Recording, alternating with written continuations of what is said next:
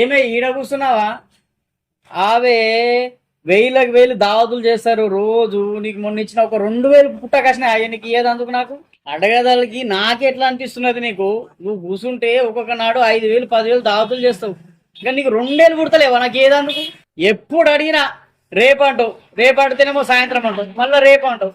కొన్ని నీకు ఇయ్యాలని ఉన్నదే కాదన్నా చెప్పు. ఏం లింగా గిట్లా మాట్లాడుతావు నువ్వు?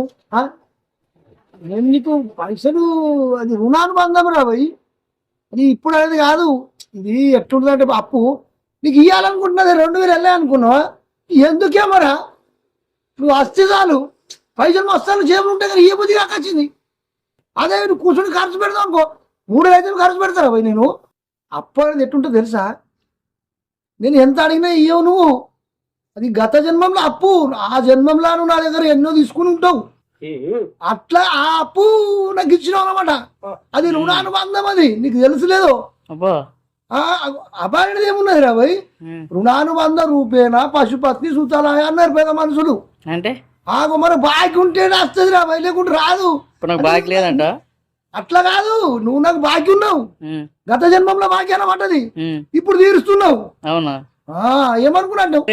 నువ్వు కూడా కొంతమందికి ఇచ్చినావు కానీ మరి అవి ఎట్లా చేస్తావు? అట్లా కాదు నింగా, ఎట్లా చేస్తాడు ఏం లేదు. ఇచ్చినోడు ఇస్తాడు, ఇయ్యనోడు ఏం చేయడు. మళ్ళా అచ్చడి జన్మంలో ఆడు తీర్చన పడుతుంది. ఇప్పుడు నువ్వు గత జన్మంలో బాకీ ఇయ్యలేదు నాకు, గట్లన్నమాట. మంచిగా నీ పద్ధతి. మరి ఏమనుకో అంటావు?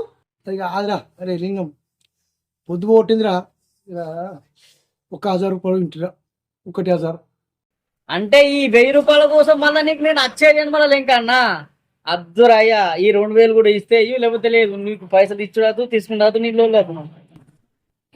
ఈ మందికి చెప్తే అర్థం కాదు, ఆయన బుద్ధి కోసం చెప్తే వినరు. ఎటు పోతుంది రా ఇప్పుడు ఇచ్చి అచ్చ జన్మలో తీర్చుంటేనేమో నేను తీర్చాను నేను.